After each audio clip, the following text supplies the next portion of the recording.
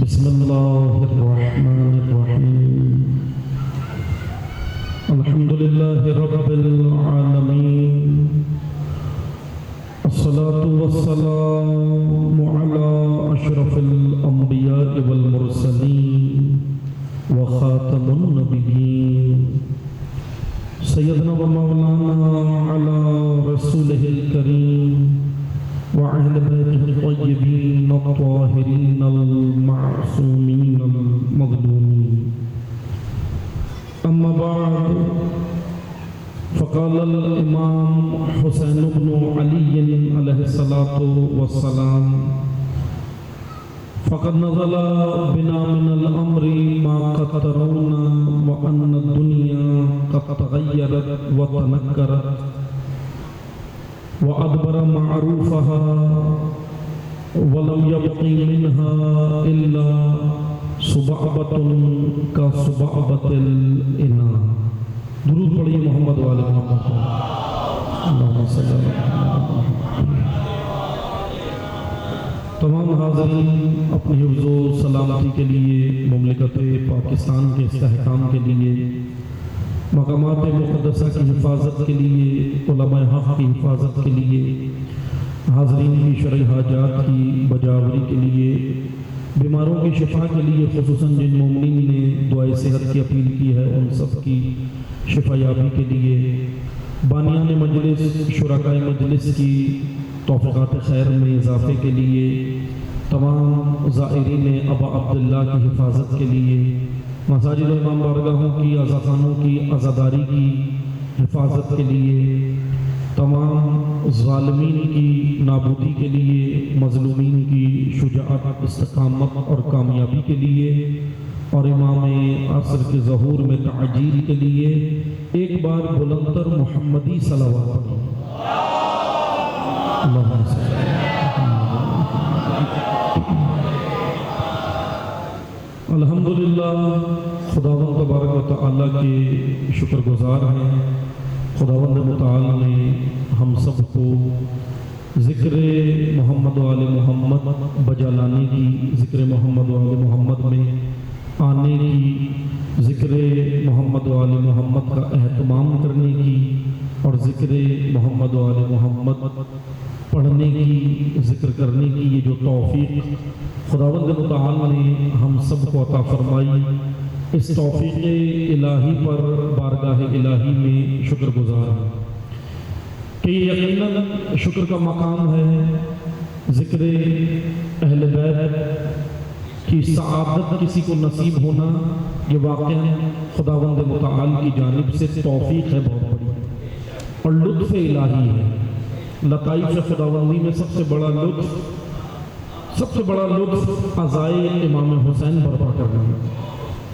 لطائف الہی میں یہ بہت بڑا جملہ ہے، اگر اس کی تشریح ہو تو پھر ہمیں پتہ چلے کہ یہ جملہ کیا ہے کہ لطائف الہی میں. اب آپ مجھے بتائیں، لطائف لطف کی جمع ہے. لطائف کوئی کاؤنٹ کر سکتا ہے، شمار کر سکتا ہے؟ اللہ کے لطف و نعمتیں، اللہ کی رحمتیں، اللہ کی عنایات کون ہے جو شمار کر سکتا ہے؟ نہج البلاغہ میں امیر المومنین علی بن ابی طالب علیہ السلام، اللہم صلی علی محمد علی علیہ السلام فرماتے ہیں پہلے ہی خطبے میں، نہج البلاغہ کا پہلا خطبہ، کہ الحمدللہ الذی لا یبلغ مدحہ القائلون، کہ پروردگار تو وہ ہے، رب وہ ہے کہ اگر قائلون جن کا کام ہی حمد کرنا ہے، اگر حمد کرنے بیٹھے تو تیری حمد کا حق ادا نہیں کر سکتے. وَلَا يُحْصَى نِعْمَاءُ الْعَابِدُونَ، کہ اگر عدد کو شمار کرنے والے، کاؤنٹنگ کرنے والے اگر شمار کرنے بیٹھے تیری نعمتوں کے ایک حصے کا بھی شمار نہیں کر سکتے، حق ادا نہیں کر سکتے.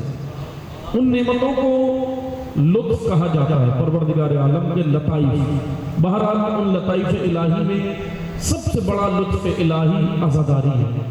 اور ہمارا موضوع بھی انشاءاللہ جو آپ کی خدمت میں ہم نے ان چند روز میں بیان کرنا ہے، خداوند متعال کی توفیق شامل حال رہی اور انشاءاللہ زندگی رہی تو آپ کی خدمت میں جو بیان کریں گے وہ یہی ہے کہ قیام حسینی اور عزاداری. عزاداری ہم نے سمجھنی ہے، کیونکہ سمجھنے سے مراد میری یہ نہیں ہے، میں بزرگان کو نہیں سمجھانا چاہتا، الحمدللہ جانتے ہیں، آداب اعضا بھی جانتے ہیں بزرگان ہمارے، آباء و اجداد نے الحمدللہ ہمارے یہ اعضا برپا کی ہے۔ اور ابھی مسئلہ یہ ہے کہ ہم نے جو آداب اعضا بتانے ہیں وہ اس جنریشن کو بتانا، آج کی نسل کو، کیونکہ جب تک ہم اپنی تہذیب، کیونکہ ہوا یہ ہے معاشرے میں جب کوئی معاشرہ پستی میں جاتا ہے، کسی معاشرے کو تباہ کرتا ہے جب دشمن، تو پہلا ہدف جو اس کا ہوتا ہے وہ اس معاشرے کی تہذیب لے لیتا ہے، ان کا تمدن، ان کی تہذیب لے لیتا ہے۔ بہرحال میں وضاحت کروں گا تہذیب کیا چیز ہوتی ہے، تہذیب لے لیتا ہے۔ اور اہم ترین جو ہمارے معاشرے کے اندر آج سب سے بڑا مسئلہ ہے وہ یہی ہے کہ تہذیب چھین لی گئی ہے۔ تہذیب، وہ ثقافت، وہ کلچر جس قوم کا لے لیا جائے۔ اور یاد رکھیں ایک اور چیز میں بیان کرتا چلوں، علم سوشیولوجی کا موضوع ہے۔ علم سوشیولوجی آپ پڑھتے ہیں یونیورسٹیز کے اندر، جس کو اردو میں عمرانیات کہتے ہیں۔ علم سوشیولوجی کو اردو میں عمرانیات کہتے ہیں اور فارسی میں جامعہ شناسی کہتے ہیں۔ بہت خوبصورت علم ہے یہ علم معاشروں کی پستی اور معاشروں کا عروج بتاتا ہے کہ وہ قوانین، وہ اصول، وہ ضابطے، وہ رولز، وہ قوانین جن کے تحت سوسائٹیز اور معاشرے پروان چڑھتے ہیں، اوپر جاتے ہیں، عروج کی جانب جاتے ہیں، اوج پر جاتے ہیں، اور کن وجوہات کی وجہ سے وہ معاشرے پستی کی جانب جاتے ہیں۔ یہ بہت اہم موضوع ہے اس وجہ سے کیونکہ اس علم سوشیولوجی کا منبع کہتے ہیں جہاں سے علم نکلے، وہ ذخیرہ جہاں سے پھوٹتا ہے، وہ چشمہ جہاں سے چیز جاری ہوتی ہے۔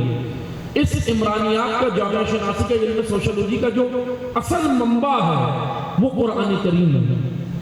قرآن کریم نے امتوں کی پستی بھی بیان کی ہے اور قوموں کا عروج بھی بیان کیا ہے۔ اگر ہم معذرت کے ساتھ لیکن قرآن سے ذرا دوری کی وجہ سے ہم قرآن سے ایسے نزدیک نہیں ہو جیسا حق بنتا ہے۔ میں تمام امت اسلامیہ کی بات کر رہا ہوں بلا تفریق اس وقت، کیونکہ قرآن یاد رکھتے ہیں، قرآن کریم میں انشاءاللہ بیان کروں گا انہی مجالس میں قرآن کے حوالے سے بھی اہمیت کہ توجہ سے سنیں۔ علم سوشیولوجی بیان کرتا ہے کہ معاشرے کیسے جاتے ہیں پستی میں اور کیسے عروج پر، لیکن پہلی وجہ جو بیان کی جاتی ہے وہ یہی ہے کہ اس قوم کی تہذیب لے لینا، تہذیب، اس کا کلچر، اس کی ثقافت، بس آپ یہ اس سے لے لیں۔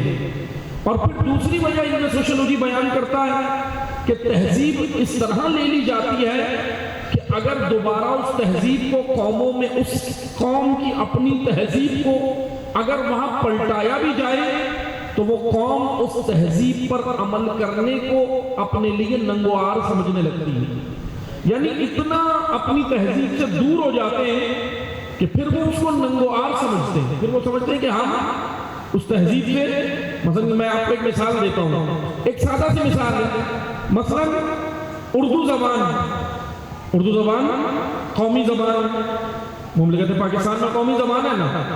اب اردو زبان بولنے میں جیسے بات لوگ ابھی ہم جیسے اگر انگلش بولیں، کیونکہ انگلش بھی ایک زبان ہے، انگریزی ایک زبان ہے، لینگویج ہے، اردو ایک زبان ہے، عربی ایک زبان ہے، معاشرے کے اندر بہت ساری زبانیں جو موجود ہیں، لیکن یاد رکھیں عزیزان محترم، جیسے ہمارے ذہن میں یہ بیٹھا ہوا ہے کہ ہم انگلش سیکھیں گے تو ترقی ہوگی، نہیں، وہ ایک زبان ہے، ایک تہذیب کی زبان ہے، اس کو سیکھنا بہرحال میں مخالفت نہیں کر رہا، انگریزی زبان سیکھیں کیونکہ انٹرنیشنل لینگویج ہے، بین الاقوامی زبان ہے نا، کہیں باہر جاتے ہیں تو بات چیت کرنی ہوتی ہے، دیگر معاملات ہوتے ہیں، اب کسی زبان کی ہم مخالفت نہیں کر رہے ہیں، لیکن بتانا یہ چاہ رہے ہیں کہ کسی زبان کے اتنے گرویدہ نہ بنے کہ اپنی ہی قومی زبان کو چھوڑ دیں، ہوتا تو یہ ہے نا، ہم مثلا ایسے گرویدہ بن جاتے ہیں کہ ہم یہ سمجھتے ہیں کہ اگر ہم، اور ایک اور میں آپ کو سوچ بیان کروں ہمارے معاشرے کی جو وہ یہ کہ اگر اردو بولی جائے تو سمجھتے ہیں کہ یہ 70s کی دہائی کے لوگ ہیں، 90s کی دہائی کے لوگ ہیں، مثلا یہ ترقی یافتہ معاشرہ نہیں ہے، اگر اردو کہیں بولی جائے تو کہتے ہیں ترقی یافتہ معاشرہ نہیں ہے، یہ احساس محرومی باقاعدہ ہم میں ڈالی گئی ہے، یہ احساس محرومی ڈالی ہے کہ بھائی آپ اپنی زبان اگر استعمال کریں گے، آپ اگر اپنا کلچر استعمال کریں گے، اپنی ثقافت استعمال کریں گے تو ہوگا کیا؟ آپ پیچھے رہ جائیں گے۔ اب آئیں اسی ثقافت سے ہم چلتے ہیں دین کی جانب۔ یہی کام دین کے ساتھ ہوا۔ کمیونسٹ نے کیا نظریہ ڈالا کہ دین کے ساتھ چلو گے ترقی نہیں کرو گے، دین کے ساتھ چلو گے دور ہو جاؤ گے، دین کے ساتھ چلو گے تو آپ آگے بڑھ نہیں سکتے۔ لیکن عزیزان محترم، معاشرے ترقی ہمیشہ قوانین اور آئیڈیالوجی کی بنا پہ کرتے ہیں، کسی آئیڈیالوجی کی وجہ سے معاشروں میں حرکت ہوتی ہے۔ آئیں میں آپ کو جہاں تک لے جانا چاہ رہا ہوں اپنے مطلب کی جانب آئیں۔ سید الشہداء امام حسین علیہ السلام کا جو دور ہے، درود پڑھیے محمد اللہم صلی علی محمد۔ امام حسین علیہ السلام کا دور، کیونکہ قیام حسینی میں آپ کو سمجھاؤں گا مختصر تھا تاکہ یہ جوانوں اور بچوں کے لیے ہمیں سمجھ آئے۔ قیام حسینی اگر ہمیں سمجھ آیا تو پھر عزاداری بھی سمجھ آ جائے، کیونکہ عزاداری کیا ہے؟ عزاداری کی دو چیزیں، پہلے تو دو چیزیں اپنے ذہن میں بٹھا لیں، مقصد عزا اور عزاداری کا طریقہ۔ دو چیزیں ہم نے انشاءاللہ ان مجلسوں میں بیان کر دیں گے کہ عزاداری کا ہدف کیا ہے، عزاداری کا ایم کیا ہے، عزاداری کا مقصد کیا ہے۔ اب میں اگر کسی سے بھی پوچھوں گا، جیسے میں نے کل مثال دی تھی، تو سب کہیں گے ثواب، اجر اور جنت۔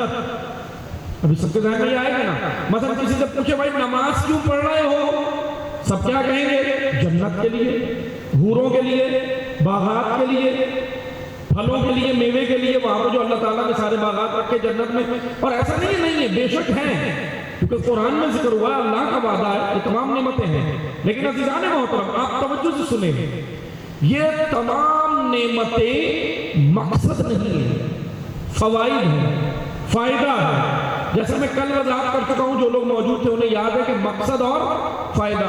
ایک قانون ہم نے بیان کیا تھا، میں دوبارہ سے ریپیٹ کر کے آگے بڑھوں گا، اس کی ڈیٹیل میں نہیں جاؤں گا۔ اور وہ قانون ہم نے کیا بیان کیا تھا کہ اگر ہماری نگاہ مقصد پہ ہوگی فائدے خود ملیں گے، لیکن فائدوں پہ نگاہ ہوگی تو مقصد نہیں ملے گا۔ یہ قانون ہے۔ اب اسی طرح آ جائے عزاداری۔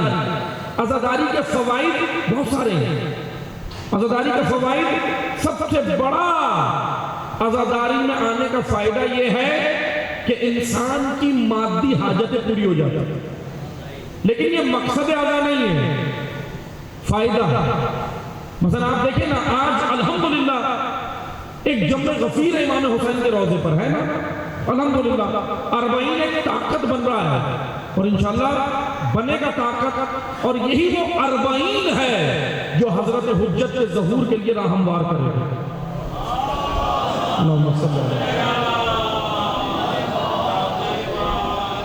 بہرحال میں انشاءاللہ آگے 40 کا موضوع آگے بیان کروں گا میں کہ یہ کیا ایک عالمی ایک طاقت ہے، اور کس طرح جو ہے وہ اچھا دشمن کی پلاننگیں بھی بہت خطرناک ہیں۔ خود وہیں پر نجف و کربلا اور عراق کی زمین پر بھی اور دیگر مقامات پر بھی جو دشمن کی پلاننگ بھی، یہ ایک چیز یاد رکھیں عزیزان محترم، ایک چیز یاد رکھیں، دشمن ہمارا غافل نہیں ہے، غافل نہیں ہے وہ، اس کی ایک ایک کوالٹی سمجھ لیں، خصوصیت سمجھ لیں۔ اگر میں دشمن کی کوالٹی بتاؤں نا، دشمن اعضاء کی، دشمن تشیع کی، دشمن مکتب مہدویت کی اگر میں کوالٹیز بتاؤں تو پہلی کوالٹی ان کی یہ ہے کہ وہ غافل نہیں ہوتے، اپنے ہدف میں نگاہ رکھتے ہیں۔ اچھا یہ کوالٹی ہونی ہم میں چاہیے تھی، لیکن دشمن میں پہلی چیز یہ کہ وہ غافل نہیں ہوتے، دوسری ان میں کوالٹی یہ ہے کہ وہ جذباتی نہیں ہیں، اسٹریٹجی بناتے ہیں، لانگ ٹرم پلاننگ کرتے ہیں، لمبی پلاننگ کرتے ہیں۔ میں انشاءاللہ بیان کروں گا کہ یہ جو امام حسین کی راہ ہے کہ لانگ ٹرم پلاننگ کے لیے، جذباتی لوگوں کا کام نہیں ہے۔ یہاں کوفہ کی ایک سب سے بڑی جو خامی تھی نا امام حسین کا ساتھ نہ دینے کی وجہ، میں بیان کروں گا کھول کے انشاءاللہ انہی 2-3 دن میں، کوفہ کی ہسٹری پوری بیان کروں گا انشاءاللہ۔ کوفہ کی بس ایک خامی سنتے جائیں، وہ تھا جذباتی مزاج۔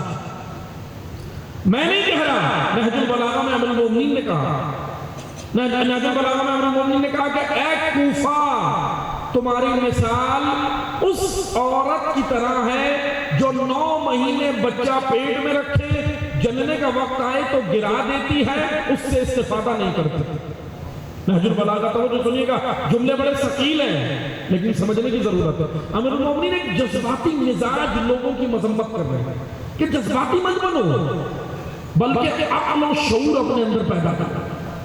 عقل اور چیز ہے، جذباتیات اور چیز ہے۔ اچھا چلو میں وضاحت کر دیتا ہوں، جذبہ اور ہے، جذبات اور ہے۔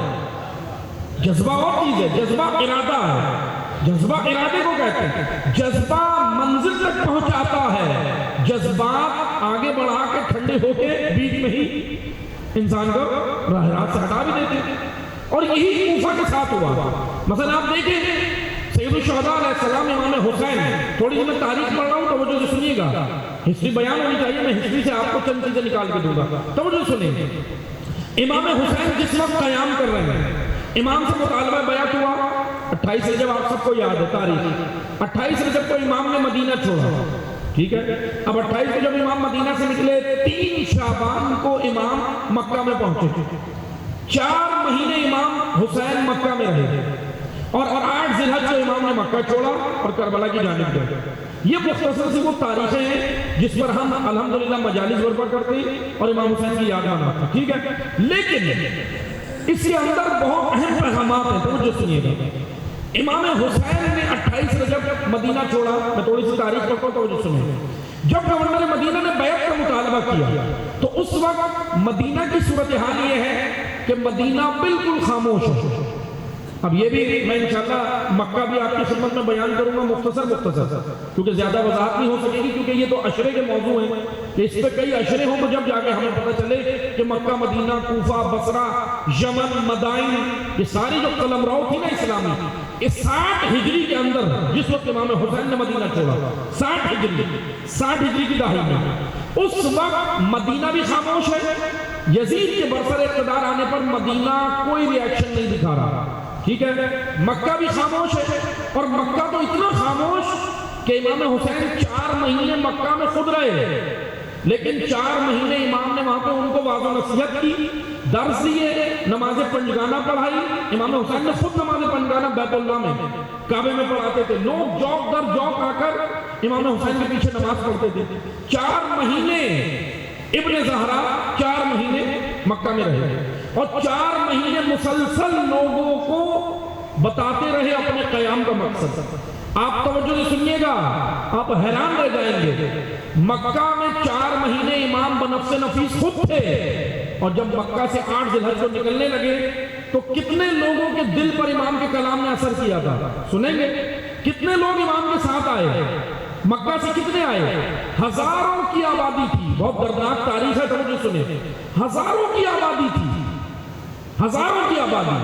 بھئی اگر فرض کریں میں کم سے کم بھی کیلکولیٹ کروں سمجھانے کے لیے تو 10,000 لوگ تو ہوں گے نا مکہ میں۔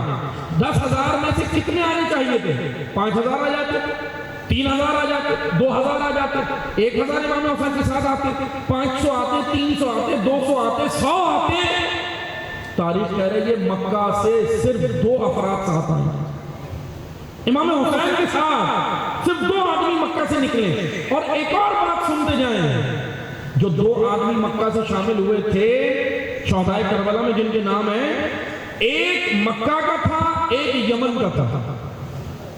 یمن سے وہ ذرا کعبے کی زیارت کے لیے آیا تھا، حج پر آیا تھا، دل پاکیزہ تھا، امام حسین کے کلام نے، حق کلام نے اس کے دل پہ اثر کیا، شامل ہو گیا، کاروان حسینی میں شامل ہو گیا۔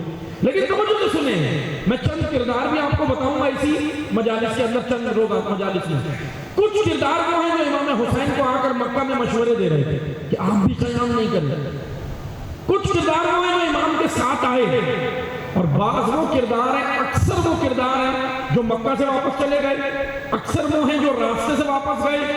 اور تاریخ میں مقتل میں، مقاتل میں ہمیں ایسے بھی کردار ملتا ہے جو ساتھ ساتھ امام کے آیا، اور عاشور کے عصر کے وقت بعض مقاتل میں لکھا گیا کہ حضرت علی اصغر کی بھی شہادت اس نے آنکھوں سے دیکھی، امام حسین اور حضرت علی اکبر کی شہادت بھی دیکھی، حضرت عباس کی شہادت بھی دیکھی۔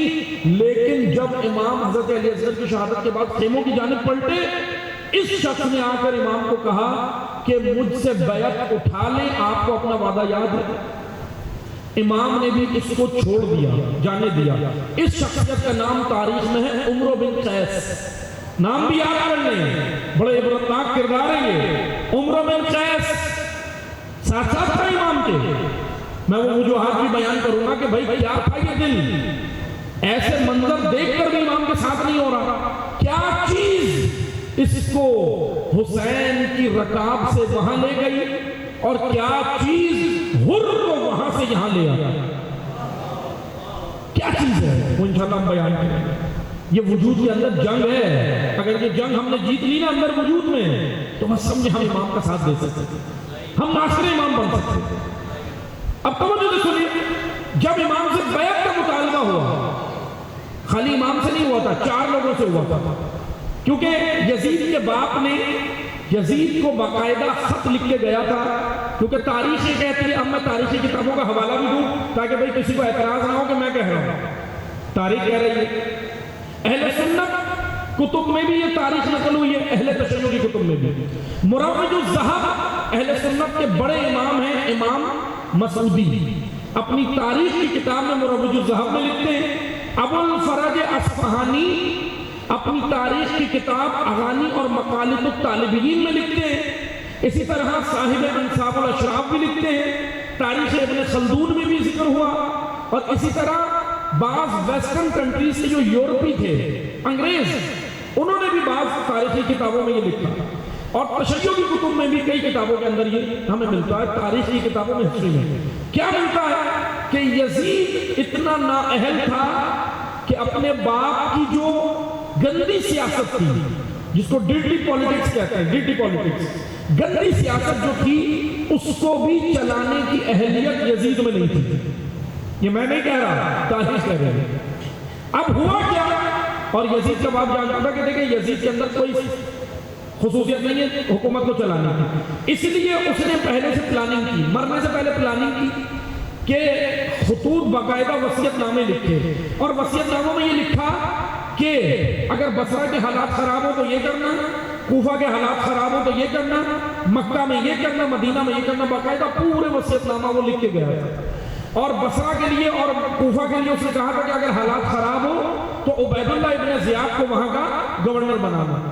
یہ یزید نے خود سے نہیں بنایا تھا، کیونکہ یزید کو حکومت چلانا نہیں آتی تھی، حکومت چلانے کا وہ ماہر نہیں تھا، یزید کے باپ نے وصیت ناموں میں یہ لکھا تھا۔ اب توجہ سے سنیں، وصیت نامے میں یزید کو یہ لکھا گیا تھا کہ میرے بعد جب تم اقتدار میں آؤ تو 4 لوگوں سے بیعت لینا، 4 بڑی شخصیات جو مدینہ کے اندر تھی، ان 4 سے بیعت لینا۔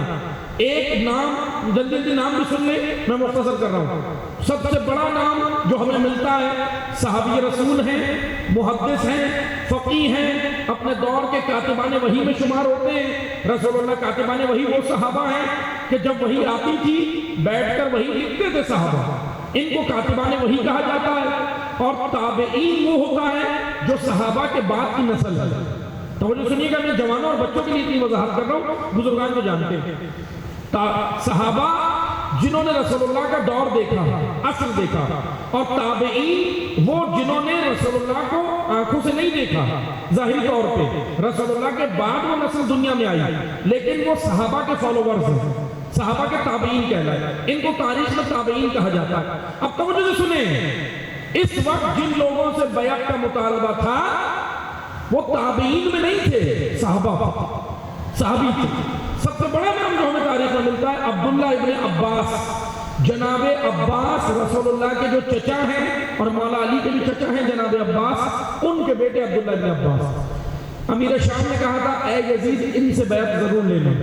دوسرا نام عبداللہ ابن عمر، حضرت عمر کے بیٹے، خلیفہ دوم دوسرے خلیفہ کے یہ فرزند ہیں، عبداللہ ابن عمر، تاریخ کی بڑی شخصیت ہے، ان کو بھی کہا تھا کہ ان سے بھی بیعت لینا۔ تیسرا نام عبداللہ ابن زبیر ابن عوام کے بیٹے، زبیر ابن عوام تاریخ کی بڑی شخصیت ہے، کل میں نے ان کا مختصر سا تذکرہ کیا تھا۔ زبیر ابن عوام کے بیٹے عبداللہ ابن زبیر، اور چوتھی شخصیت حسین ابن علی۔ باقاعدہ امیر شام نے کہا تھا 4 لوگوں سے بیعت لینا، اور ان 4 میں اگر حسین نے بیعت کر لی تو باقی تینوں خود سرنڈر ہو گئے، باقی بڑے آپ بڑی جو 3 شخصیات ہیں ان سے مسئلہ نہیں ہوگا. لیکن توجہ سے سنیں اب ہوا کیا. جب گورنر مدینہ نے بیعت کا مطالبہ کیا تو اب عبداللہ ابن عباس اور عبداللہ ابن عمر، جناب عبداللہ ابن عباس اور عبداللہ ابن عمر، یہ دونوں شخصیات انہوں نے کوئی جواب نہیں دیا، خاموشی. نہ انہوں نے ہاں کہا اور نہ کہا. یزید کو کوئی جواب نہیں دیا، گورنر مدینہ کو کوئی جواب نہیں دیا، اور مدینہ میں یہ خاموش ہو گئے. مثلا اپنے عبادتوں کے اندر لگ گئے، ذکر و ورد کے اندر اپنے مشغول ہو گئے. لیکن کوئی انہوں نے اس وقت، کیونکہ اگر میں آج کی زبان میں کہوں تو یہ بیعت لینا، حکومت اور یہ سارے سلسلے یہ سیاسی معاملات تھے نا، پولیٹیکل معاملات تھے نا، یہ سیاسی، ملک کو چلانا سیاسی معاملہ ہوتا ہے نا. تو یہ انہوں نے یہ کہا کہ ہمارا ان سیاسی معاملات سے کوئی تعلق نہیں ہے. یعنی میں 2 جملوں میں اگر سمجھانے کے لیے کہوں ان کی بات کہ بھائی حاکم حسین ہو یا یزید ہو، ہمیں پرواہ نہیں ہے، ہمیں اپنی عبادتوں سے مقصد ہے. انہوں نے کہا بھائی ہمیں ان پولیٹیکل مسائل میں مت کھیچیں، ہمیں ان سیاسی معاملات سے کوئی تعلق نہیں ہے. یہ 2 بڑی شخصیات خاموش ہو گئے. لیکن یہ دونوں ہمدرد امام حسین کے تھے، ایسا نہیں ہے ہمدرد نہیں تھے. مکہ میں ان کی ملاقات ہوئی، میں آپ کو ان کے جملے بھی بتاؤں گا اور امام حسین کے جملے بھی بتاؤں گا کہ کیا بات چیت ہوئی ان دونوں شخصیات کی. یہ مدینہ میں تو خاموش ہو گئے، لیکن امام حسین اور دوسری شخصیت عبداللہ ابن زبیر، یہ 2 شخصیات نے بیعت کا انکار کر دیا. لیکن دونوں کے انکار میں بڑا فرق تھا. عبداللہ ابن زبیر نے بھی مدینہ چھوڑ دیا، امام حسین نے بھی مدینہ چھوڑا. عبداللہ ابن زبیر نے رات کی تاریکی میں چھپ کے مدینہ چھوڑا، اور امام حسین نے علل اعلان ببانگ دہل علل اعلان دن میں مدینہ چھوڑا، سب کو اعلان کر کے کہا. اب توجہ سنیں، دونوں کے قیام میں بھی بڑا فرق ہے. یہ 2 بڑی شخصیات دیکھیں، دونوں کے قیام میں بڑا فرق ہے. ایک نے کعبے میں جا کر بیٹھ گئے عبداللہ ابن زبیر، اور امام حسین کعبے میں بیٹھے نہیں، کعبے کو ڈھال نہیں بنایا اپنی جان بچانے کے لیے، بلکہ کیا کیا؟ امام حسین نے ابن زبیر کو کہا بھی، ابن زبیر زندہ رہے. ابن زبیر کی تاریخ یہ ہے کہ انہوں نے یزید کی بیعت نہیں کی، لیکن امام حسین کا بھی ساتھ نہیں دیا. توجہ سنیے گا، یہ ایک طبقہ جو ہے نا ہمارے معاشرے میں، یہ بڑا خطرناک طبقہ ہے. کون سا؟ بھائی نہ حق کا ساتھ دو نہ باطل کا، درمیان میں خاموش. یہ طبقہ بہت خطرناک ہے. نہج البلاغہ میں مولا علی نے اس طبقے کی سب سے زیادہ مذمت کی ہے. کہا خذل الحق ولم ينتصر الباطل. کون ہو تم لوگ؟ نہ حق کے لشکر میں نظر آتے ہو نہ باطل کے. امر المومنین کہہ رہے ہیں بھائی کون ہو تم لوگ؟ یہ کہتے ہیں ہمارا کسی سے کوئی سروکار نہیں ہے، ہمیں کیا لینا دینا، معاشرے میں جو بھی ہو، فساد ہو، جو بھی ہو، معاشرے میں عریانیت پھیلے، معاشرے کے اندر بے راہ روی ہو، امر بالمعروف نہی عن المنکر، اگر کہا جائے کہتے ہیں میرا مسئلہ تھوڑی ہے، میں تو صحیح ہوں نا، میں تو اپنی نماز پڑھتا ہوں، میں تو اپنا روزہ رکھتا ہوں، میرے بچے تو صحیح ہے نا، میری بیٹی تو حجاب کرتی ہے نا، میں تو حرام نہیں کماتا نا. ابھی کسی سے بھی پوچھے سب کہیں گے بھائی میں تو اپنا گھر تو چلا رہا ہوں نا صحیح. لیکن کیا یہ نظریہ امام حسین کا ہے؟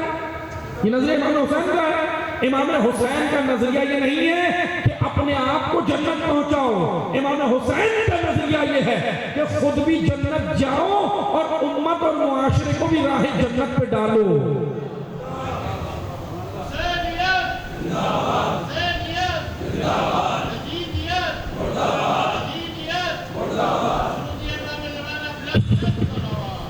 اللہم صلی علی محمد. بھئی توجہ سے سنیں، کیا امام حسین جنت نہیں جا سکتے تھے؟ بلکہ وہ تو جنت کے سردار ہیں، سردار جنت ہے نا. لیکن کیوں امام حسین نے اپنے آپ کو مشکل میں ڈالا، اپنے بچوں کو مشکل میں ڈالا نا؟ امام نے صحبتیں جھیلی نا، مسائل جھیلے، پریشانیاں. میں اگر آج کی زبان میں ٹرانسلیٹ کر کے کہوں، کیا امام حسین سیٹل لائف نہیں گزار سکتے تھے؟ ایک سیٹل لائف، اچھی جاب، اچھا کاروبار، اپنے آپ کو باتقویٰ بنانا، نماز روزہ حج و زکوٰۃ کر لینا، سب کچھ کر لینا، لیکن معاشرے سے تعلق نہیں رکھنا. معاشرے میں جو بھی ہوتا رہے. امام حسین سے بہتر کوئی یہ کام کر سکتا تھا نہیں. لیکن یہ حسینیت نہیں ہے.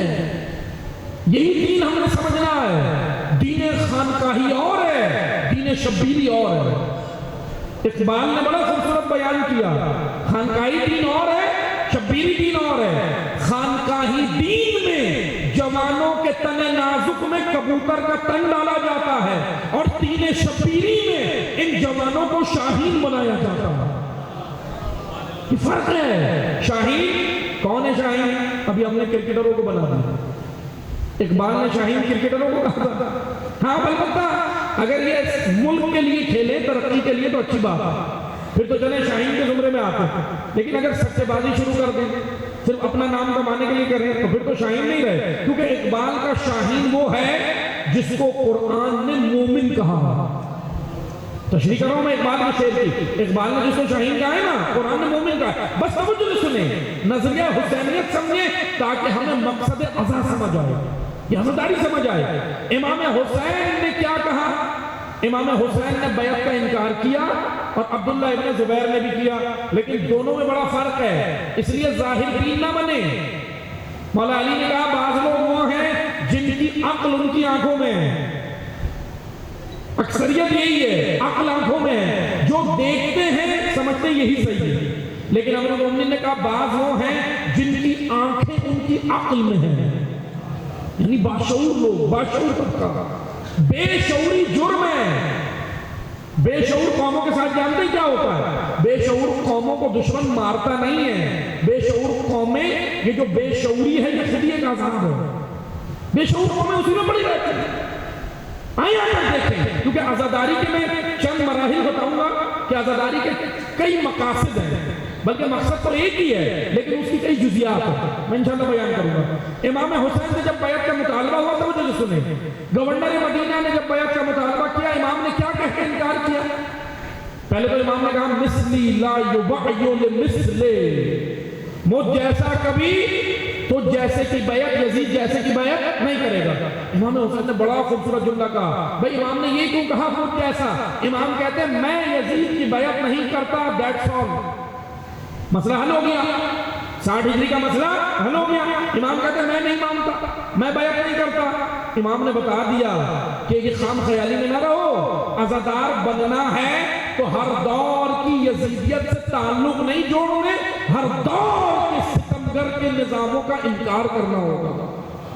مثلی لا یبعی لمثلہ، مجھ جیسا، کون ہے حسین جیسا؟ راہ حسین پہ قدم رکھنے والا، خون جگر دینے والا، صعوبتیں جھیلنے والا، اولاد دینے والا، اسباب دینے والا، مال دینے والا، راہ حسین میں خون جگر قربان کرنے والا، یہ ہے حسین۔ امام نے کہا میں نہیں کروں گا بیعت۔ پھر ایک اور جملہ امام نے کہا کہ اے گورنر مدینہ کو کہا کہ سن، تو کس سے کس کی بیعت کا مطالبہ کرتا ہے؟ یزید کی اوقات دیکھ، حسین کا مقام دیکھ، میرا مقام دیکھا، لیکن میں کون ہوں؟ تو کس سے کس کی بیعت کا مطالبہ کرتا ہے؟ امام نے گورنر مدینہ کو کہا کیا میرا مقام بھول گئے ہو؟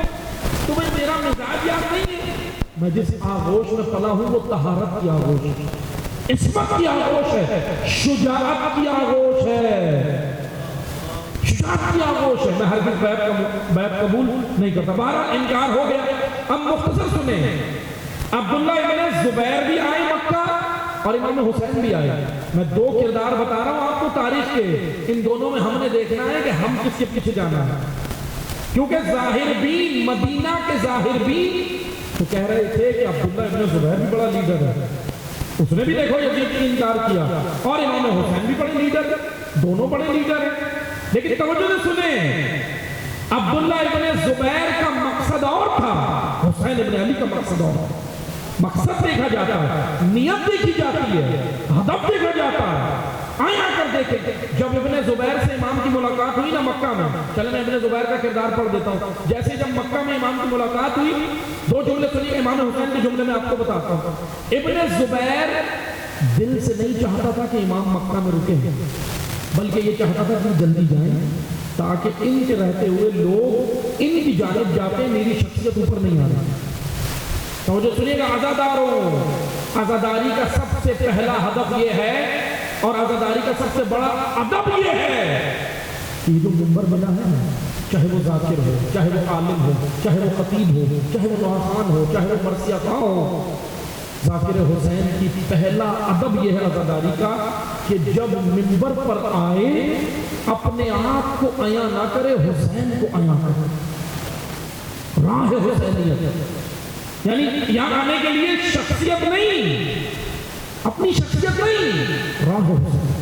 ادب ازا یہ ہے، ادب ازا یہ ہے، اپنا پروناؤنسیشن نہ بتائے لوگوں کو، اپنا فن نہیں کہ بھئی میرے اندر فن خطابت ہے، دیکھیں فن خطابت کی جگہ یہ نہیں ہے، مقصد حسین عیاں کرنے کی جگہ کا مقصد حسین ہے۔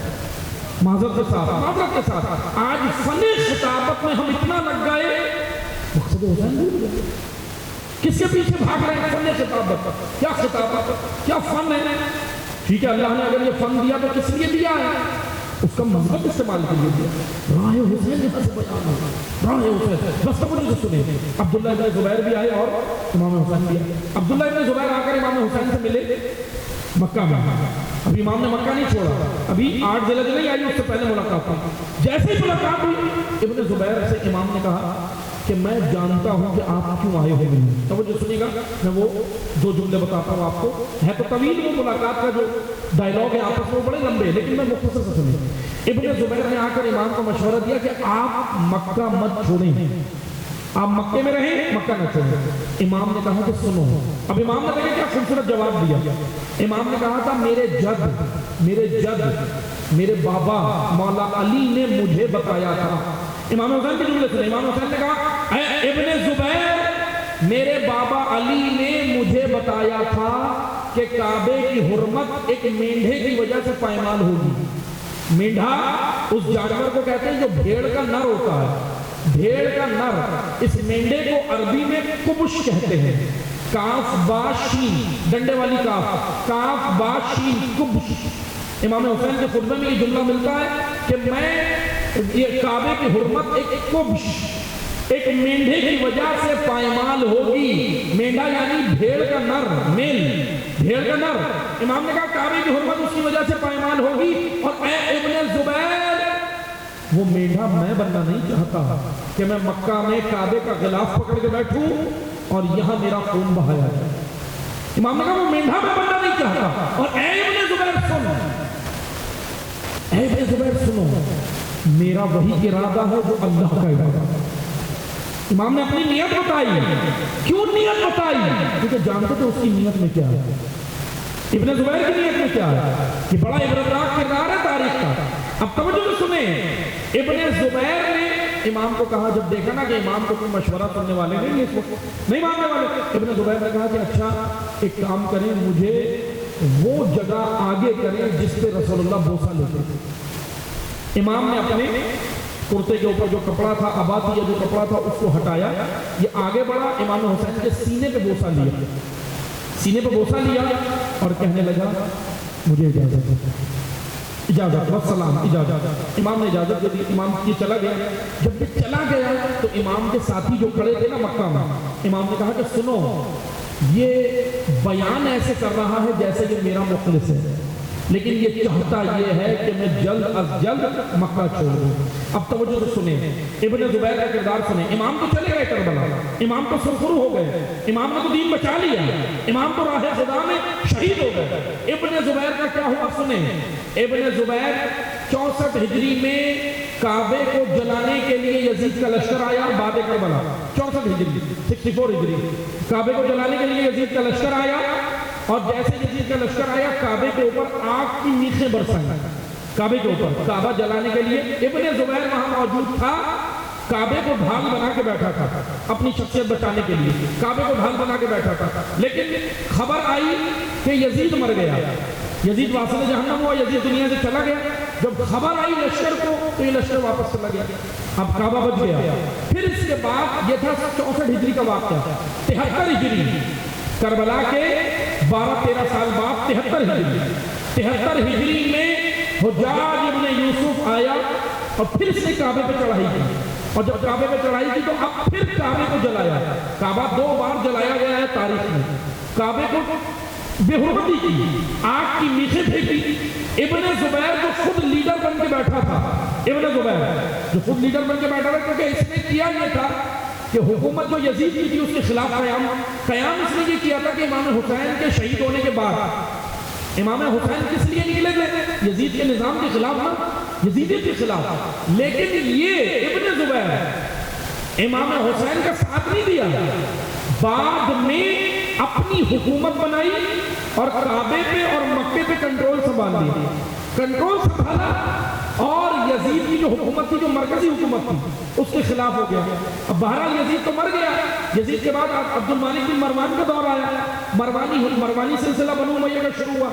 مروانی سلسلے میں جو گورنر مکہ کا بنایا وہ حجاج بن یوسف کو بنایا، یعنی تاریخ کا ستمگر انسان حجاج بن یوسف، تاریخ کے اندر حجاج آیا، اس نے کعبے پہ چڑھائی کی، توجہ سے سنیں، کعبہ بھی جلایا، اور 73 ہجری میں ابن زبیر، عبداللہ ابن زبیر کو بھی مار دیا اور کعبے پہ حکومت سنبھال لی۔ توجہ سے سنیں، کربلا 61 ہجری میں ہوئی، یہ 73 ہجری میں مارا گیا۔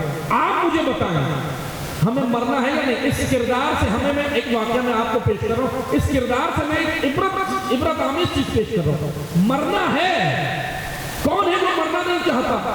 بہت سارے ایسے جو مرنا نہیں چاہتے، لیکن بعض ہیں جو مرنا چاہتے ہیں۔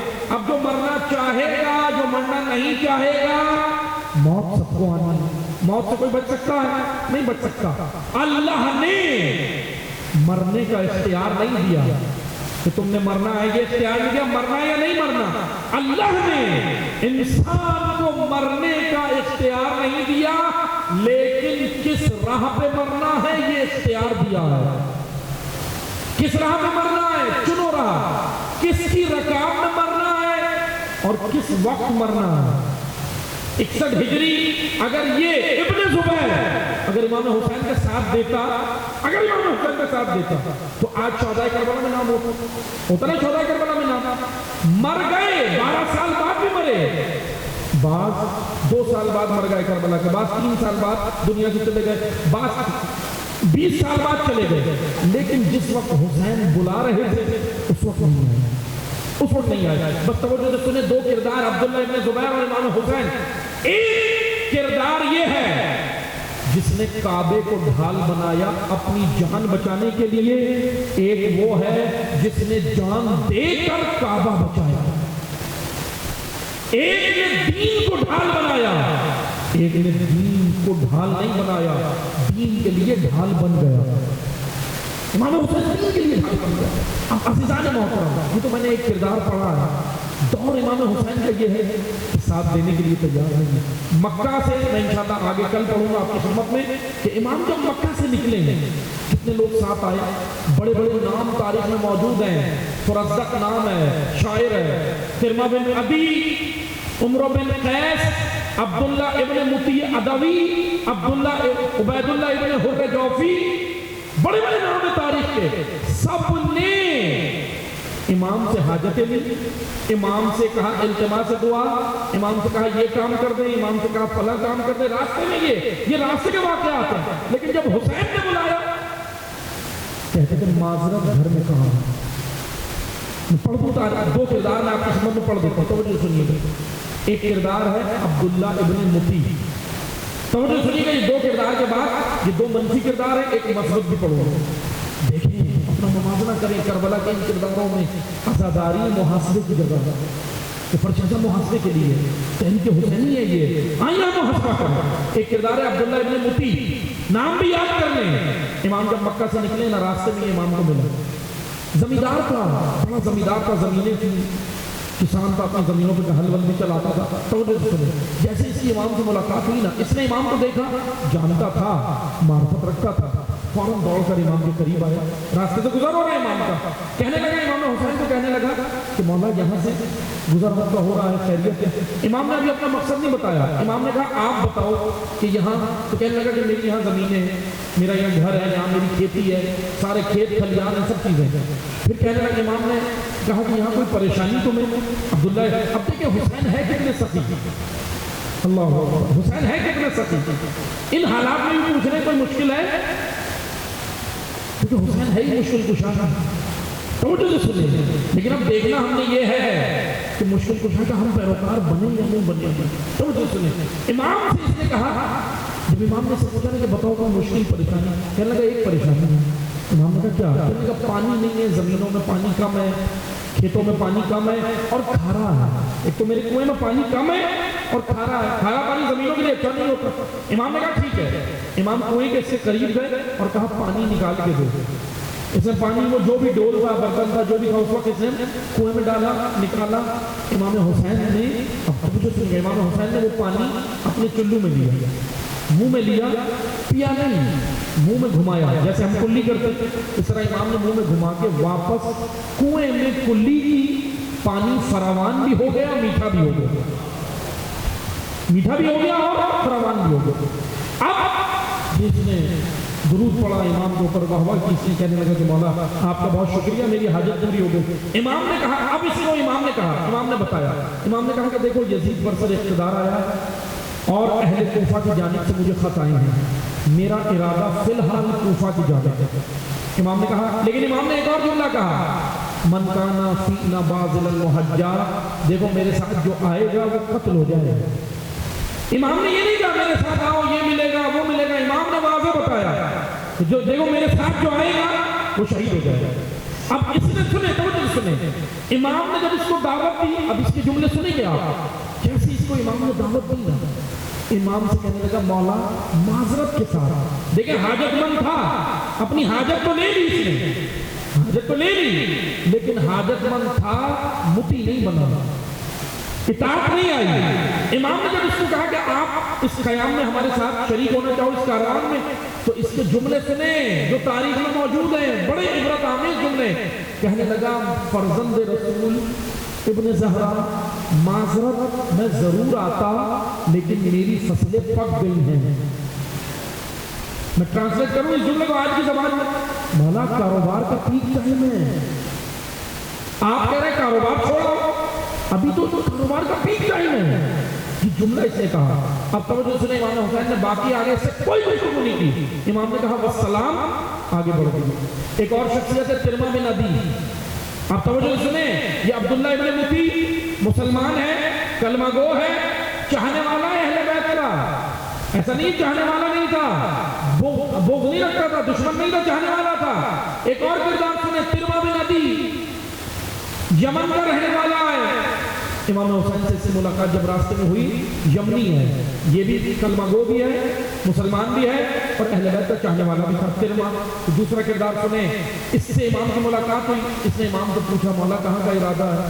امام نے بتایا کہ وہی ارادہ ہے جو اللہ کا ہے۔ پھر امام نے آگے گفتگو سے کی اور کہا کہ آپ اس کاروان میں شامل ہوں گے، میں جلدی جلدی اسکپ کر رہا ہوں، امام آپ کاروان میں شامل ہوں گے؟ تو اس نے کہا کہ مولا، اب اس کا جملہ سنیں، کہنے لگا مولا معذرت میں ضرور آتا لیکن گھر میں بوڑھی ماں ہے اور اس کا دیکھنے والا اکیلا میں ہے۔ اچھا امام نے آگے اس سے بالکل گفتگو نہیں کی، امام نے کہا والسلام، امام حسین آگے بڑھ گئے۔ اب توجہ سے سنیں، یہ دو کردار آپ نے سن لیے، ایک نے کہا کاروبار، ایک نے کہا گھر، ماں، بیوی، بچے، یہ مسائل تو ہے نا زندگی میں ساتھ ساتھ، اب یہ سارے مسائل تو ہیں، آج ہمارے ساتھ بھی تو ہیں نا یہ مسائل، ہمارے ساتھ بھی تو ہیں، ترمہ کے ساتھ بھی تھی، عبداللہ ابن مطی کے ساتھ بھی تھی۔ امام حسین ان کو دعوتیں دے رہے ہیں لیکن یہ نہیں مان رہے، یہ کہہ رہے ہیں مولا مسائل ہیں کیسے آ جائیں، لیکن آپ مجھے بتائیں، توجہ سے سنیں، آگے بڑھے امام۔ اب ایک اور کردار سنیں، جیسے ہی آگے امام بڑھے کربلا، اب جب حضرت مسلم کی شہادت کی خبر آئی، امام نے کوفہ کا راستہ ترک کر دیا۔ اب امام بڑھے نوانیس، نوانیس کربلا کا نام ہے، کربلا کے کئی نام ہیں، اس میں سے ایک نوانیس ہے، اور نوانیس وہ نام ہے کربلا کا جو سب سے زیادہ امام حسین نے اپنے کلام میں لیا، یعنی امام حسین نے اپنی گفتگو میں کربلا کا جملہ بہت کم کہا ہے، زیادہ تر کہا ہے نوانیس۔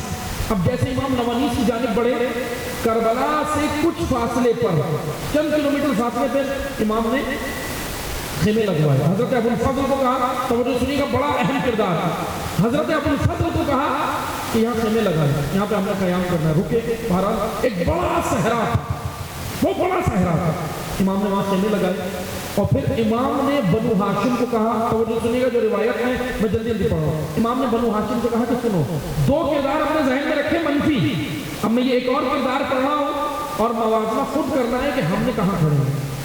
دو کردار آپ نے سنے، ایک نے کہا کاروبار، ایک نے کہا ذرا بیوی بچے اور ماں، گھر بار کی ذمہ داریاں مجھ پر ہے، گھر کی ذمہ داری مجھ پر ہے، یہ دو کردار تھے. تیسرا کردار اب سنیں. جیسے ہی صحرا کے اندر امام نے خیمے لگوائے نا, بنو ہاشم کو کہا کہ میں فلاں جگہ جا رہا ہوں, میرے ساتھ کوئی نہ ہے. امام نے منع کیا, باقاعدہ تاکید کی. اب توجہ سنیں, امام حسین صحرا میں آگے بڑھے. دور صحرا میں ایک گھر نظر آیا, ایک گھر تھا فقط, بہت بڑا دور تھا صحرا. امام آگے نکلے اور مکاتب میں روایات میں امام حسین نے اپنے قدموں کو زمین پر زور سے رکھا, تاکہ قدموں کی آہٹ گھر والوں کو محسوس ہو جائے, انہیں پتہ چل جائے کہ کوئی آ رہا ہے. اب امام جیسے قریب پہنچے نا تو اس گھر سے ایک بوڑھی عورت نکلی. بوڑھی عورت امام حسین کی خدمت. اچھا یہ جانتی نہیں تھی امام کو, وہ دونوں جانتے تھے, وہ دونوں معرفت رکھتے تھے, کلمہ گو تھے, مسلمان تھے, محب اہل بیت تھے, چاہنے والے تھے, وہ تو جانتے تھے. یہ عورت نہیں جانتی تھی. امام سے ملاقات میں امام کے سامنے آ کے کھڑی ہوئی. پہلے تو دیکھ کر بڑا حیران ہوئی کہ اس صحرا کے اندر یہ نورانی شخصیت کون ہے. پہلے تو پہچانی نہیں. اچھا امام نے ابھی اس کو اپنا تعارف نہیں کرایا, ڈائریکٹ جو گفتگو شروع کی نا امام نے اس سے, امام نے کہا یہ بتائیں اس گھر میں اور کون کون ہے آپ کے ساتھ. تو کہنے لگی کہ میں رہتی ہوں اور میرا ایک جوان بیٹا ہے, غالباً 18-20 سال اس کی عمر ملتی ہے جوان کی. کہنے لگی میرا ایک جوان بیٹا اور اس کی ابھی چند دن پہلے شادی ہوئی ہے, اس کی دلہن ہے, اس کی بیوی ہے, یعنی میری بہو ہے. یعنی یہ 3 افراد کل رہتے ہیں. اور یہ جوان, امام نے کہا وہ بیٹا آپ کا کہاں ہے. کہنے لگی وہ چرواہا ہے, بکریاں چرانے گیا. تو جو سنیے گا, یہ چرواہا تھا, بکریاں چرانے گیا تھا. شجرہ بھی کوئی اتنا عالی نہیں تھا, فرما کا شجرہ بڑا عالی تھا, یمن کا رہنے والا تھا. عبداللہ ابن موتی کا شجرہ بھی اچھا تھا, لیکن اس جوان کا شجرہ کوئی خاص نہیں تھا. تو وہ جو سنیے گا, جو لوگ شجروں پہ گھمنڈ کرتے ہیں, کربلا شجرے نہیں دیکھتی, کردار دیکھتی ہے, کردار دیکھتی ہے. ہم دیکھ رہے ورنہ بغیر کردار کے بڑے بڑے شجرے والے ہمیں کہاں نظر آتا, بغیر کردار کے امام حسین کو شجرہ نہیں چاہیے. تو جو سنیں, یہ آیا, یہ امام نے پوچھا کہ وہ بیٹا آپ کا کہاں ہے. کہنے لگی چرواہا ہے, بکریاں چرانے گیا ہے. اب امام نے کہا اچھا یہ بتائیں آپ کو یہاں کوئی پریشانی. پھر امام حاجت پوچھ رہے ہیں. تو یہ تو دری ایسا ہے کہ نہ بھی پوچھیں تب بھی, اگر آپ نہ بھی کہیں حاجت پوری ہو جاتی ہے. یہ تو دری ایسا ہے نا, وہ تو جانتے ہیں نا, دلوں کا حال جانتے ہیں. اب تو مجھے سنے, امام نے کہا کوئی حاجت آپ کی, کوئی پریشانی. کہنے لگی مولا, اب مولا تو نہیں کہا اس نے کیونکہ ابھی جانتی نہیں. کہنے لگی کہ ایک پریشانی ہے. تو کیا پریشانی ہے. کہنے لگی پانی کی تنگی ہے, اور جو میرا بیٹا ہے نا وہ بکریاں چرانے دور جاتا ہے, نہر بہت دور ہے پانی کی, وہاں جاتا ہے, پانی بہت دور ملتا ہے. امام نے توجہ سنیے گا, روایت میں امام کے ہاتھ میں چھڑی تھی, چھڑی جیسے حضرت موسیٰ کے ہاتھ میں عصا تھا, امام حسین کے ہاتھ میں عصا تھا, چھڑی. کیا کیا امام نے, فانفجرت من حسنہ عشرۃ عین. قرآن کہہ رہا ہے موسیٰ علیہ السلام نے اللہ کے اذن سے دریا پر جب چھڑی ماری, 12 راستے نکلے. زہرا کے بیٹے نے اللہ کے اذن سے صحرا میں, خشک صحرا میں اللہ کے اذن سے جب چھڑی ماری, پانی کا چشمہ نکل آیا, پانی کا چشمہ ابل آیا. یہ عورت اور حیران ہو گئی, یہ بوڑھی عورت اور پریشان ہو گئی. بھئی یہ نورانی شخصیت کون ہے. امام نے ابھی بھی تعارف نہیں کرایا, بس اتنا کہا ہم مسافر ہیں, بس کہا ہم مسافر ہیں. امام نے کہا کہ سنیں, پانی اب کم نہیں ہوگا, فراوان ہے, جتنا استعمال کرنا ہے. پھر امام نے کہا کہ سنو, قریب ہمارے خیمے لگے ہیں, آپ کا بیٹا آ جائے تو بھیج دیں. بس امام یہ کہہ کے چلے گئے. اب یہ رونے لگے, پریشان تھی کہ نورانی شخصیت کون ہے. معجزہ دیکھ کے اور حیران ہو گئی, ہلکا پکا رہ گئی. اب جیسے یہ جوان واپس آیا, بکریاں چرا کے یہ چرواہا تھا, جوان جیسے واپس آیا, یہ بھی حیران ہو گیا. صحرا کے اندر پانی, چشمہ. ماں نے سارا ماجرا بتا دیا. ماں نے کہا ایسے ایسے پناہ خیمے لگے قریب میں, اور وہ ایک مسافر ہے لیکن بڑی نورانی شخصیت ہے. اس جوان کے دل میں تو پہلے حسرت پیدا ہو گئی, کہنے لگے کہ مجھے ضرور ملنا ہے. اور پھر امام کہہ کے بھی گئے کہ بھیجنا, اسے دعوت دی تھی. اب یہ جوان بڑا آگے, لیکن توجہ سننا, یہ جوان امام کی جانب جانے لگا نا تو بوڑھی ماں کہنے لگی میں بھی چلوں گی. اور وہ زوجہ جو اس کی ابھی نئی نویلی دلہن تھی, چند دن موجود سے شادی کی, وہ عورت بھی کہنے لگی میں بھی چلوں گی. اس کی بیوی بھی آ گئی, تینوں آئے. لیکن توجہ سننا, اب منظر سننا, اب منظر سننا. ابو الفضل کھڑے تھے, امام حسین بیٹھے تھے. جیسے ہی یہ جوان قریب آیا نا, حسین نے کھڑے ہو کے استقبال کیا اور کہا مرحبا وہب مرحبا. عزیزانو وہ جوان وہب قلبی تھا، عیسائی تھا، ابھی اس نے کلمہ نہیں پڑھا، عیسائی تھا. اب سنیں آگے کا واقعہ. امام کے سامنے آیا کہ یہ بہان تھا کہ یہ نورانی شخصیت کون ہے. امام نے اب تعارف کرایا. امام نے کہا میں نبی کا نواسا ہوں، میں نبی کا نواسا ہوں. پریشان تھا. اب توجہ سنیے گا، امام کا یہ معجزہ اور امام کی شخصیت دیکھ کر، نورانی شخصیت دیکھ کر اس جوان نے مقاتل میں ہے وہیں پر کلمہ پڑھا، مسلمان ہو گیا. اس کی زوجہ نے بھی کلمہ پڑھا، مسلمان ہو گئی. ماں نے بھی کلمہ پڑھا، مسلمان ہو گئی. تینوں مسلمان ہو گئے. اب توجہ سنیں، جب یہ مسلمان ہو گئے نا تو پھر اس نے پوچھا کہ مولا کہاں کا ارادہ ہے. امام نے بتایا نوانیس. اب امام نے اس کو جملہ کہا نوانیس، فلاں ایک مقام ہے. پھر امام نے کہا کہ سنو وہ ایسی جگہ ہے. امام حسین کے جملے سنیے گا، بڑے درد بڑے جملے. امام نے کہا اے وہب سنو، نوانیس جا رہا اور وہ ایسی جگہ ہے جہاں صحرا کے بھیڑیے میرا بدن نوچے. صحرا کے بھیڑیے میرا بدن نوچے گے. اب توجہ سنیں، جوان کھڑا ہوا رو رہا تھا، یہ وہب رو رہا تھا. روتے ہوئے اس نے کہا مولا اس لشکر میں میری گنجائش ہے، اس کاروان میں میری کوئی جگہ ہے. آپ دیکھیں وہ دو کردار جن کو دعوت دی نہیں آئے، اور کتنا پاکیزہ جوان تھا، کہنے لگا میری گنجائش، میری جگہ. اب توجہ سنیں، امام نے اور گفتگو کی اس سے. اللہ اکبر. امام کو دلوں کا حال جانتے ہیں نا، لیکن امام نے گفتگو اس لیے کی تاکہ ہم تک میسج پہنچے، ہم تک پیغام پہنچے. امام نے اس سے کہا، امام حسین نے جانتے اس کو کیا کہا؟ وہ جملے کہے جو امام نے ترما اور عبداللہ ابن متی سے سنے تھے، جو دونوں سے امام نے سنے تھے. اس کو کہے کیا کہا؟ امام نے کہا کہ سنو، تم میرے ساتھ آؤ گے، مارے جاؤ گے، شہید کر دیے جاؤ گے، قتل کر دیے جاؤ گے. تمہارا تو ابھی کاروبار ہے، تم تو ابھی جوان ہو، تمہاری تو ابھی شادی ہوئی ہے، نئی نویلی دلہن ہے. پھر امام نے کہا تمہاری تو بوڑھی ماں ہے، اس کا تمہارے علاوہ کوئی نہیں. عزیزانو توجہ سے سننا، امام یہ اس لڑکے سے کہہ رہے تھے، اس وہب سے کہہ رہے تھے. وہب سر جھکا کے رو رہا تھا، سن رہا تھا.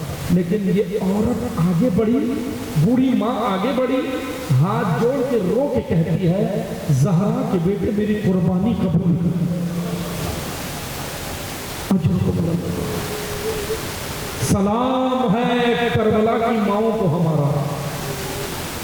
کتنی پاکیزہ عورت تھا، کیا جذبہ تھا. ایک کوفہ کی عورتیں تھیں، اپنے مرد بچائے، اپنے بیٹے بچائے، اپنی اولادیں بچائی، مسلم قربان کروا دی. کوفہ کی عورتیں. ایک کربلا کی مائیں ہیں، کہتے ہیں حسین میری قربانی، حسین میری قربانی. کیا جگر ہے ان ماؤں کا. میری مائیں بہنیں کے پیغام سن رہی ہیں. اے مخدرات اسلامی، اے زہرا کی کنیزوں، اے زینب کی کنیزوں، اپنا رول ماڈل، اپنا اسوہ، اپنے لیے نمونہ عمل کربلا کی ماؤں کو، کربلا کی ماؤں کو بناؤ. عزاداری کا مقصد وہی ہے جو حسین کا مقصد ہے، یعنی عزا کا مقصد تربیت، کردار بنانا. اے خواتین اسلام، اے کنیزان زہرا، آپ کی رول ماڈل وہ فیمنزم والی خواتین نہیں ہیں. وہ فیمنزم دھوکہ ہے. فیمنزم کے نام پر آپ کو اریاں کر دیا جائے گا، کر دیا جا رہا ہے. فیمنزم کے حقوق نہیں ہے، جھوٹ ہے، دھوکہ ہے. یونائٹڈ نیشن کے بعض قوانین اس میں اسلام سے ٹکراتے ہیں. جھوٹ ہے، دھوکہ ہے. تمہیں اگر کوئی نجات دے سکتا ہے، تمہاری گود میں جو پلیں گے وہ مہدی کے ناصر ہیں.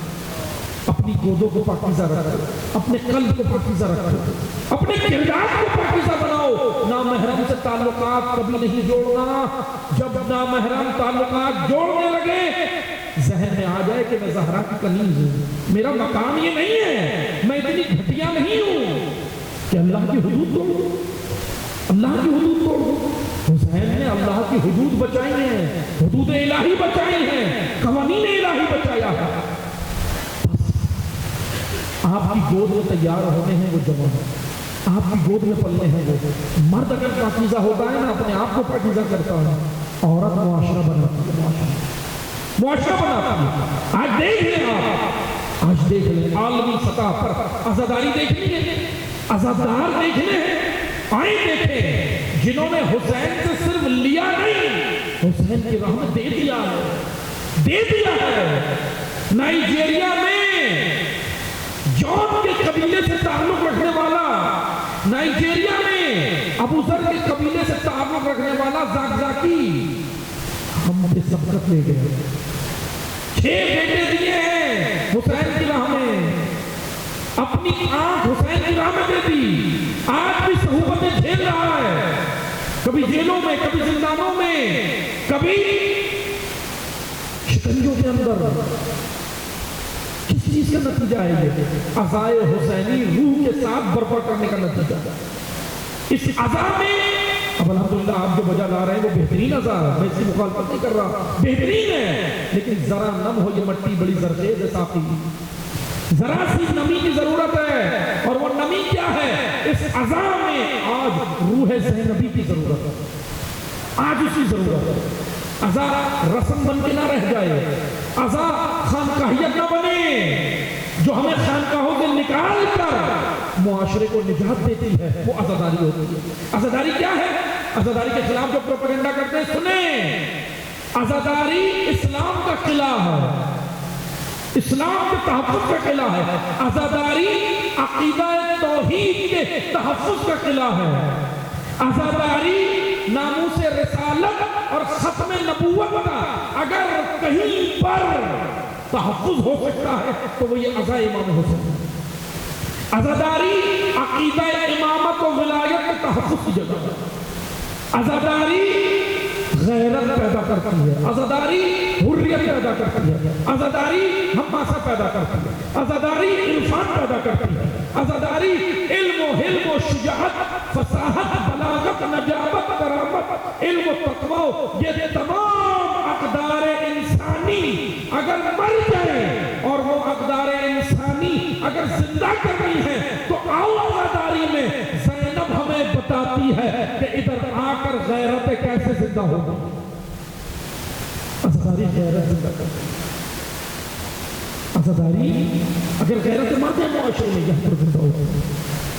عزاداری میراث ہے، عزاداری امانت ہے، علی کی بیٹی امانت ہے، اس میں خیانت نہ کرنا، اس میں خیانت نہ کرنا، علی کی بیٹی کی امانت ہے۔ یہ عزا ایک تسلسل ہے، عزا ایک مسلسل تسلسل ہے ظہور کے لیے۔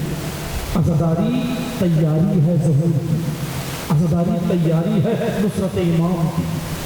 یہ عزاداری، عزاداری کے اندر نوحہ، ماتم، گریہ، یہ سب عزاداری کے جز ہیں، ورنہ عزا کا دائرہ اور بڑا ہے، عزا کا دائرہ اور بڑا ہے۔ عزاداری یعنی جہاں بیٹھو وہیں پر مقصد حسین پہنچاؤ، یہ عزاداری ہے۔ جہاں بیٹھو، عزاداری نہ 2 مہینے 8 دن کی محتاج ہے، اور عزاداری نہ امام بارگاہوں کی مسجدوں کی، نہ عزاخانوں کی محتاج ہے، بلکہ اگر، اور یاد رکھیں عزاداری تحفظ نہیں مانتی، اگر کوئی ملک تباہ ہو رہا ہو تو یہ عزا اسے بھی تحفظ دے سکتی ہے۔ عزا کی حفاظت نہیں ہوتی، عزا حفاظت کرتی ہے۔ لیکن اگر بجا لائیں، کیسے بجا لائیں؟ دیکھ لیں، پڑوس میں دیکھ لیں، علی کے مکتب میں پلا ہوا علی کا شاگرد، علی کے مکتب میں پلا ہوا زہرا کا شاگرد، فرزند زہرا، فرزند علی، وہ سید کہ جب ایک طرف امپیرلزم تھا، ایک طرف کمیونزم تھا، لوگ کہہ رہے تھے کہ اسلام بھی کچھ ہے، عزا بھی کچھ ہے، تو وہ مرد فقی اٹھا اور اس نے بتایا کہ سنو، اسلام یہ ہے، اسلام حقیقی وہ ہے جو حسین نے زندہ کیا۔ پھر جب اس مرد فقی سے پوچھا گیا کہ آپ یہ جو انقلاب لائے یہ کہاں سے لائے، تو کہا آج ہمارے پاس جو کچھ ہے وہ عزائے امام حسین کا صدقہ۔ اس مرد کا نام خمینی ہے، عزائے حسین کا صدقہ ہے۔ عزاداری ایسے بجا لائی جاتی ہے کہ کہ وقت کی یزیدیت کے پاؤں جس سے لرزتے ہوں، وہ ہوتی عزا۔ عزائے زینبی اور عزائے خانقاہی میں فرق ہے۔ عزائے خانقاہی وہ ہے جس سے وقت کی یزیدیت کو کوئی پرواہ نہیں، وقت کی یزیدیت کی کرو جتنا کرنا ہے ہمیں، کوئی ہمیں خطرہ نہیں۔ لیکن عزائے شبیری و عزائے زینبی و عزائے سجادی وہ ہے جس سے وقت کی یزیدیت لرزتی ہے۔ اگر یہ عزا ہو گئی، اگر یہ عزادار سمجھ گئے اس پیغام کو، آ جاتا ہے۔ لیکن یہ تیار بس عزادار ہو، وحب کی ماں نے وحب کو تیار کر کے بھیجا۔ یہ بوڑھی عورت آگے بڑھ کے کیا کہتی ہے؟ مولا میری قربانی قبول ہوگی،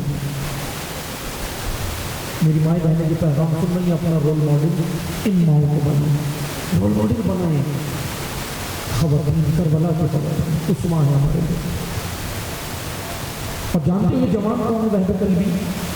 یہ واحد وہ کربلا کا شہید ہے جو تلوار سے نہیں لڑا، لکڑی سے لڑا، مقتل نہیں، کیونکہ یہ لکڑی چلانے کا ماہر تھا۔ لکڑی سے لڑا ہے یہ جوان میدان میں جا کر، اور لکڑی چلانے کا ماہر تھا، ایکسپرٹ تھا۔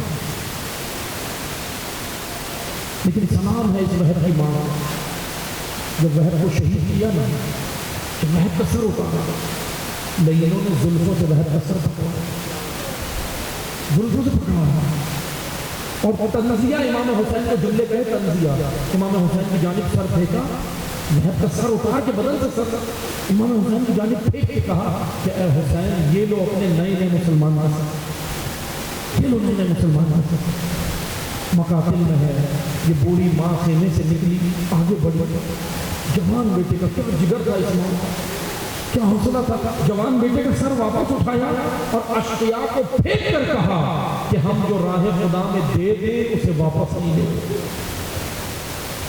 یہ ہے کربلا کی ماں۔ ایک یہ وحب کی ماں کو ہمارا سلام ہے، ایک زہیر کی زوجہ کو ہمارا سلام ہے، زہیر کو بھی زہیر کی زوجہ نے بھیجا۔ اور سنو گے عزادارو کون ہے کربلا کی ماں؟ کربلا کی ماں میں ہمیں ایک ایسی ماں بھی ملتی ہے جو علی اکبر کی ماں ہے۔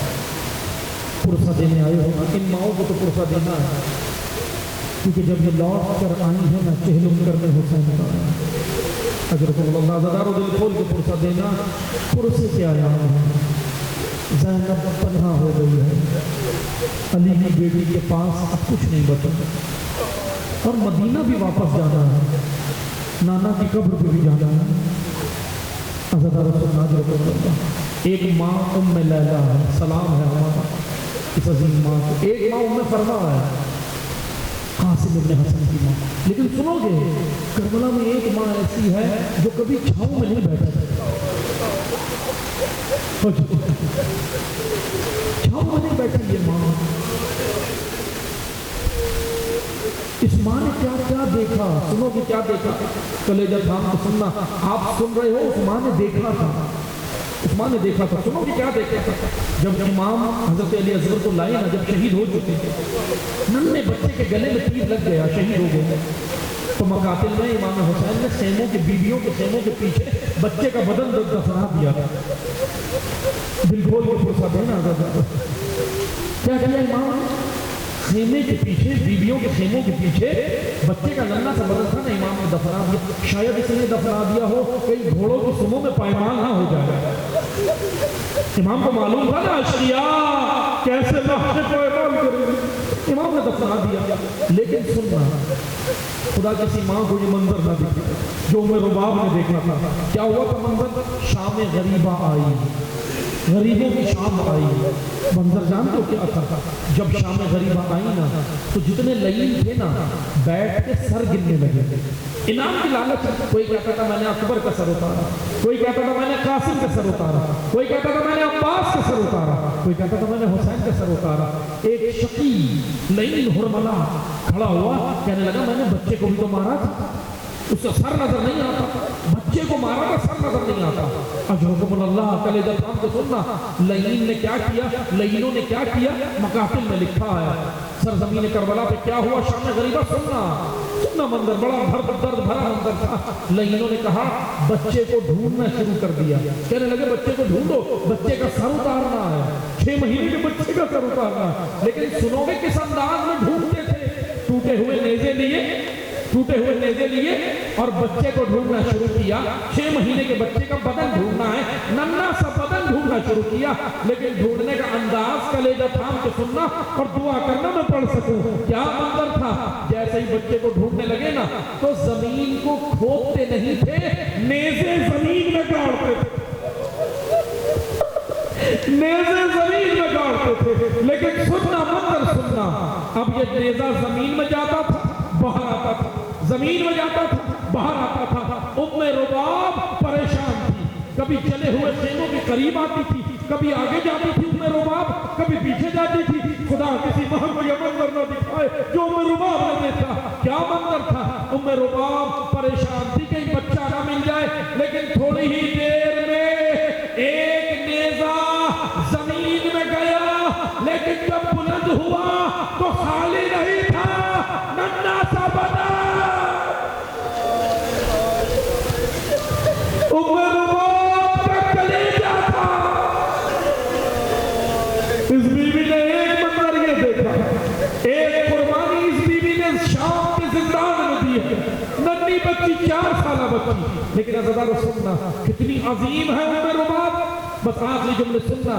مدینہ آ گئی, جب مدینہ آ گئی نا چھاؤں میں نہیں بیٹھتی, چھاؤں میں نہیں جاتی تھی, دھوپ میں بیٹھتی تھی. ابو حمزہ سمالی مشہور امام سجاد کے شاگرد ہیں. آخری جملے سننا, امام سجاد کے شاگرد ہیں ابو حمزہ سمالی, جن سے دعائیں بھی منسوب ہیں. ابو حمزہ سمالی کہتے ہیں میں ایک دن امام سجاد سے ملنے گیا. ابو حمزہ کی یہ روایت ہے, سننا زدار و کلے دیتا ہوں. ابو حمزہ کہتے ہیں میں امام سجاد سے ملنے گیا, امام سجاد سے مجھے کوئی کام تھے, فقہی مسائل تھے اور دیگر کام سے میں گیا. اب سننا, کہنے لگا امام نے مجھے گھر پہ بلایا. جب میں امام کے حجرے میں گیا نا تو حجرے میں جانے سے پہلے ایک صحن تھا, اور ابو حمزہ کہنے لگے مدینہ میں اس دن بہت زیادہ گرمی تھی, دھوپ بہت سخت تھی, گرمی بہت سخت تھی. ابو حمزہ کہنے لگے جیسے ہی میں امام کے حجرے میں جانا تھا نا مجھے صحن سے گزر کے جانا تھا. جب میں گزرنے لگا نا تو میں نے ایک منظر دیکھا کہ ایک عورت, ایک بی بی دھوپ میں بیٹھی ہے, گرمی بہت تھی, گرمی کی شدت زیادہ تھی. ابو حمزہ کہنے لگے میں نے سوچا شاید کوئی کنیز ہوگی جس کو امام نے سزا دی ہو, امام نے کنیز کو کسی کو سزا دی ہو کسی غلطی پر. ابو حمزہ چلے گئے. ابو حمزہ جب اندر گئے نا امام سے ملاقات ہوئی, بات چیت ہوئی. جب اٹھنے لگے نا ابو حمزہ کو اس عورت کا خیال آیا جو دھوپ میں بیٹھی تھی. ابو حمزہ کہنے لگے مولا آپ یہ بتائیں آپ کی نگاہ میں میرا کیا مقام ہے. امام نے کہا ابو حمزہ تم ہمارے لائق شاگرد ہو, تم ہمارے بہترین شیعہ ہو, تمہارا مقام اعلیٰ ہے. ابو حمزہ نے عزاداروں کلیجہ تھام کے سننا, ابو حمزہ نے کہا مولا میں آپ کو اپنے مقام کا واسطہ دیتا ہوں جو آپ کی نگاہ میں ہے. مولا اگر وہ کنیز کو آپ نے سزا دی ہے نا تو آج میری خاطر اس کو دھوپ سے ہٹا دیں, کیونکہ مدینہ میں گرمی بہت ہے, مدینہ میں آج دھوپ بہت ہے. عزاداروں سن سکو گے, سجاد رونے لگے, سجاد رونے لگے, رو کے کہتے ہیں ابو حمزہ وہ کنیز نہیں, میری ماں میں رباب ہے, میری ماں رباب ہے. آخری جملے سننا, ابو حمزہ چلے گئے, سید سجاد ماں رباب کے پاس آئے اور آ کر کہتے ہیں اے اماں اب آپ اٹھیے, اب میں حکم دیتا ہوں, اب آپ چھاؤں میں چلیں. عزاداروں آخری جملے سننا, کہنے لگے کہ اب آپ چھاؤں میں چلیں. رباب نے کہا بیٹا سجاد یہ بتاؤ بیٹا بن کے کہہ رہے ہو یا امام بن کے حکم دے رہے ہو. عزاداروں سننا, کہنے لگے بیٹا بن کے کہہ رہے ہو یا امام بن کے کہہ رہے ہو. ادھر امام سجاد نے کہا اے اماں آج میں امام بن کے حکم دیتا ہوں کہ آپ اب چھاؤں میں چلیں, بس اب دھوپ میں نہ بیٹھے, اب ہم سے برداشت نہیں ہوتا, آپ دھوپ میں نہ بیٹھے.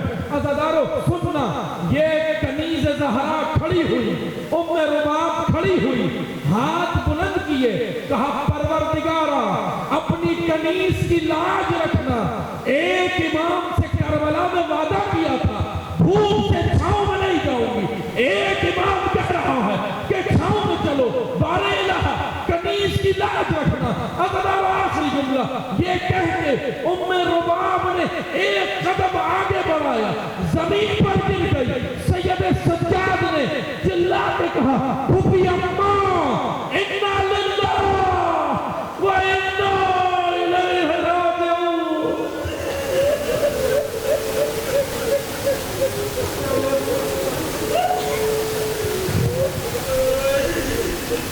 لا لعنة الله على القوم الظالمين وسيعلم الذين ظلموا